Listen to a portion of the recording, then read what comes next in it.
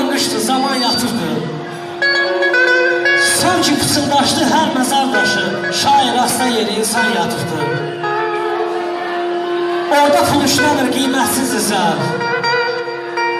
Orada nə zəhmət var, nə alında tər. Sərdar hökm eləmir, işləmir nökər, ağadan yuxarıda çoban yatıbdı.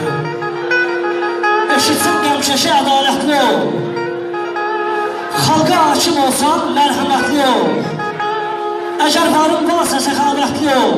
Şöhrət yuvasında şeytan yatıbdı. Şöhrət yuvasında şeytan yatıbdı.